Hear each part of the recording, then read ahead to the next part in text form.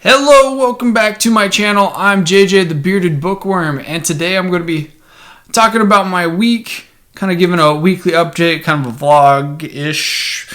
Who knows where this will go as we continue on, but taking inspiration from Mike's book reviews and Murphy Napier, who wanted to kind of do a weekly update, not just talking about books, but video games, TV shows, things that have been going on in my life, things I've been doing with my family. And just kind of a general here's what I did this week. So first up, I'm going to be talking about my reading this week. I've really been focusing on Well of Ascension. I had fallen behind significantly, hadn't read for like almost a week. And so I was catching up, and then basically I went through all of my Cosmere 2020 in preparation for Rhythm of War. Went through and figured out the daily page count once again, and kind of have been going from there. And today starts part 5 of this book, and so more than likely what I'm going to be doing is sitting down and just reading all the way through, because that's how Sanderson's books work. Once you hit that point, once that avalanche hits, you're there for the ride, and everything else goes by the wayside. I've also read very little of this, but I have started it. It's interesting going from this book to go into this book. This book is very this book is first person perspective, and going from a very modern setting like the city of New York, from something like the Well of Ascension. It was a little jarring at first. I've been getting used to it. Usually what I'll do is I'll read as much as I need to for the day for this book, and then later on, if I feel like continuing reading, I pick up this book and go from there. So next is video games, and really I caught the Animal Crossing bug. It was the first one that I seriously had played. I'd played the first one on GameCube, and I didn't know, because I was a kid, I didn't understand. I'm like, where's Mario? Where's Star Fox? These things of like, I understand. I do these things. Whereas with Animal Crossing, it's a very nebulous, the game rewards you for what you put into it without giving you any real direction. For instance, planting your trees, making your island or forest or town, whatever the setting of Animal Crossing is, the more effort you put into beautifying it and making it, look the way that you want, you get rewarded for that, And so my wife is a huge Animal Crossing fan, and because of that, I picked it up as well. And we actually picked up 2 copies so that we could have separate islands, because it was each shared system shares an island. And so when I jumped on a few days later, she had already had, the island halfway developed. And so we got my own island, my own system. Not my own system, we already have that. But yeah, I'll sneak on to that, for 5-10 minutes, and then kind of go back to reading, or lots of other things. We're still in isolation, so there's lots of at-home things to be doing, and so video games especially are kind of on the lower priority of things that I'm filling my time with. So next is board games. Now, I'm a huge board game fan. I don't play often because it's difficult for me to find a group or people that are willing to play even frequently, and especially, I'm not a very good teacher of games. Slowly, as we figure it out, it takes a couple rounds of playing to kind of work it out. But then from there on, we're good. It's just I'm not a very good explainer of rules. But this behemoth of a game here is called Gloomhaven, and it's like playing D&D without having a dungeon master. You're given very specific rules for how the monsters will react and how they go, and then they basically just have cards that adjust, how fast they move or their attack and whatnot. And then each player has their own specific character. And the reason why this is so big is it has just this mountain of different cardboard pieces that you could then make, each room and hallways and whatnot. And so there's like 50 plus prescribed scenarios that you could play. And with each one is, a unique way of the table. There's the room setup and whatnot. And so you, as your party, are going through and completing objectives. You have your own personal objectives for the scenario, the character motivation overall, plus, the mission specifically to the scenario. And what's really cool is everything's boxed up too. So you can basically, you have these symbols on this envelope. It's about this big, and then one that has the miniature inside. And you can kind of look up what the names are with each symbol, and you basically kind of go into blind. So for instance, my wife, she picked up this one. I didn't tell her the names of anything. I just laid out the larger ones with the symbol and said, all right, pick one. And she picked one up. She got the brute, which is basically your barbarian. They just run up and hit stuff. And then I had her pick one for me because I knew what they were and I wanted it to kind of be a little more random. I got the Spellweaver, I think is what it's called. Basically, it's a magic, a caster class. And so she and I, we've only done one so far, and it was difficult. Like I said, I'm not a very good explainer of rules.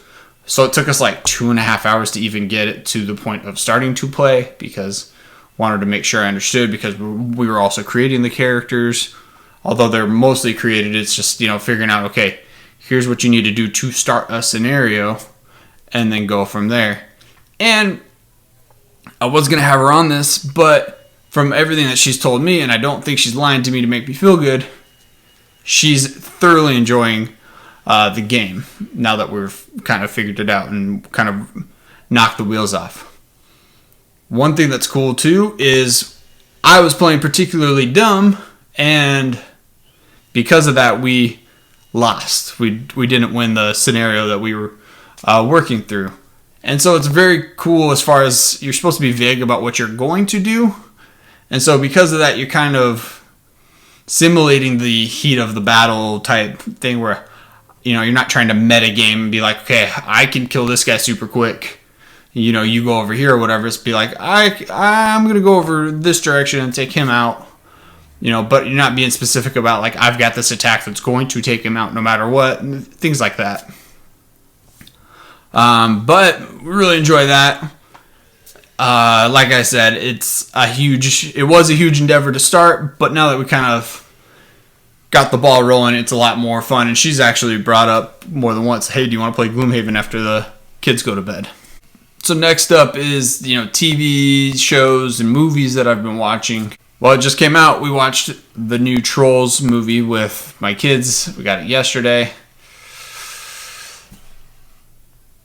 It's not great. It was fun. There was a lot of funny moments, but yeah, it just wasn't. It's a sequel movie, It's a sequel kids movie, and more times than not, they're not that good. So I don't want to get into it, but it was enjoyable. It was fun watching it with my kids and seeing them, get into it. So that part was fun, but the movie itself was, I'd give it a 6, maybe. Counter to the other side of that is we got Onward, through Disney Plus, and if you're into things like a fantasy setting or D&D, this is a movie you should check out. It was good. It's the only movie that I have had that can make me cry right after laughing so hard. I thought it was hilarious. Granted, everything that's kind of parent or dad, especially dad related, for whatever reason, now that I am a dad, that stuff gets me to the core. And then TV shows. I've been watching Ozark, which, if you were into Breaking Bad, check out Ozark, because I think Ozark is a better show than Breaking Bad. I've said it. I feel like the character development is a lot better. Granted, I'm only like half of the first season in, but already it's a little bit faster of a story. Whereas Breaking Bad focuses specifically on Walter White, this focuses as well as on his wife and his kids, and they have kind of development. And so I feel like there's a lot more depth, and it just makes it less slow and boring at times. This week we also finished our garden. We got it all, built up. All right, so here's our little garden tour. Both of these beds are 4 foot by 8 foot, and we had to put the chicken wire up around because this little turd decided he liked to go jump in there and dig and move all the seeds and soil around. But here we got some grow bags. They have there's one tomato plant there. There were more plants here, but they seem to have died already. Then we have the onions. There's green onions and yellow onions mixed up in there, and we haven't put anything into this green pot yet. We want to get a vine that'll kind of climb up this pillar here. We've got these two are cucumbers that are specifically for like pickling, because my family loves pickles, and so we're going for some of that. And then here down this whole stretch here is some squash. Then we got our 3 little bean plants. We got a lot more, but they got hit with some white moss, and so we had to pull them out really quickly. And then this entire blank area, we have some asparagus we're going to plant that's almost ready to come out here, but we also have a bunch of carrot seed. That was one of the things that the dog went through and dug and spread around, so I have no idea where it actually is. And then we had a bunch of Swiss chard and collard greens all up in here, but they seem to have died. But we've got one here. Where did it go? There's like 2 that are still alive. Oh, right there. He is right there. And then over here is our watermelon, and then our corn, which our corn is actually doing the best out of everything, which, go figure, they grow a lot of corn out here, corn and cotton. So, but we're worried because we heard you need to do a lot so it'll cross-pollinate and actually fruit, and you can actually get the corn. But hopefully that works out for us. Same thing with this one. We're going to get a vine that climbs up this pillar. And then these 2 bags are for our daughters.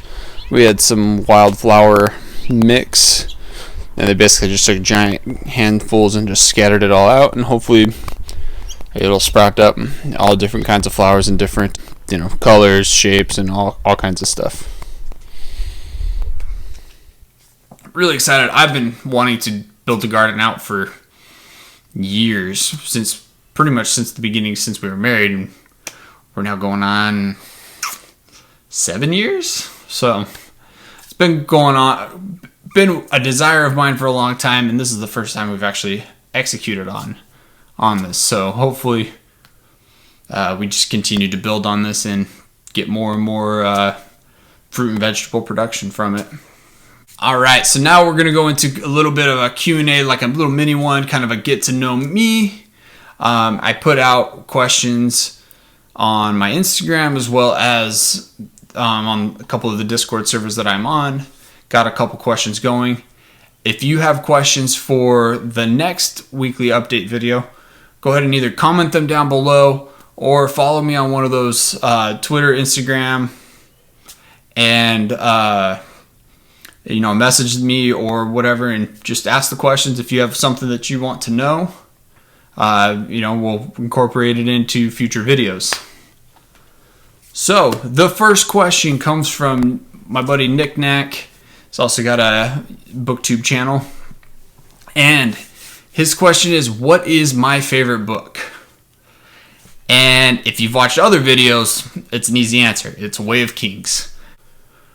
The next question is from Raven Bell Books, who is also a booktuber, and her question was, she also wanted to know what my least favorite book was. Probably the real answer is, as far as one that I've read that I've enjoyed, is the first book in the Mission Earth series, because I went into that really blind. I did not necessarily know what it was about other than what I read on the little blurb, and it's basically a prelude or a preface to the entire series. Like, it's like, we need to send this guy to Earth, and the story, and it's not like this big, like, elaborate way of, like, we got to convince him. He's on board, but it's a really short book, and it ends when they leave to go to Earth. That's it.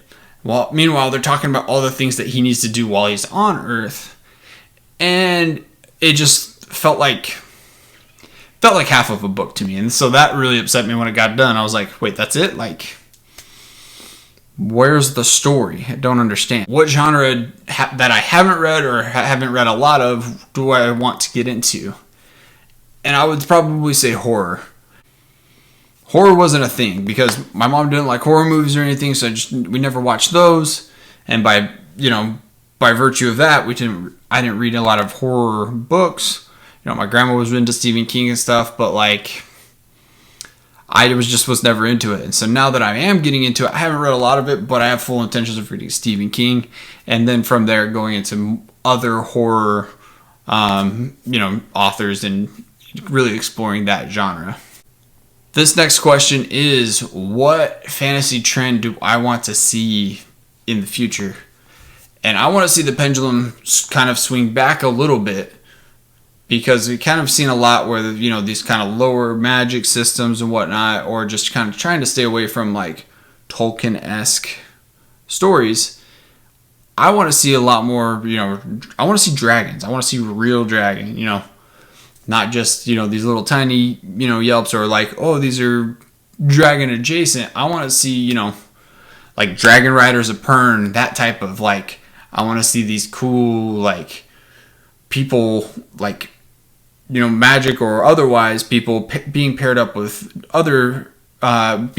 dragons, and then people fighting each other, that type of, I feel like a political kind of story like that, which that might be out there, and I'm just unaware of it because I am a fan of fantasy, but I'm just not very knowledgeable right now. But that sounds thrilling to me, like an adult version of Aragon, but a sequel to that, where like now there are dragons. Now here's like the political repercussions of there being so many dragons out there. All right, so this last question also came from Nick Knack, and I forgot about it at the beginning. And this was, what got me into reading? Now I had to go to my mother because I didn't know. Specifically, I knew I was reading at a really young age, but I didn't know the actual answer to this. And what she told me was, I had always, even from like, toddler age, been super into books. Much like on my quarantine book tag video, I talked about my son doing that to me, where he'll go grab a book and come run up to me and, throw everything off of me to make me read him a book. I was like that to my mother, so much so that we were going to a library every week, and I would just constantly have her be reading me stories, and then at a certain point, I would pretend to read the story, or if I'd heard it enough, I actually memorized the stories and would pretend to be reading, because I knew what the story was and which page corresponded to which part of the story. All right, like I said, that's all I got for today. I'm JJ the Bearded Bookworm. Don't forget to like, comment down below what you've done this week, and subscribe. And I'll see you in a couple days.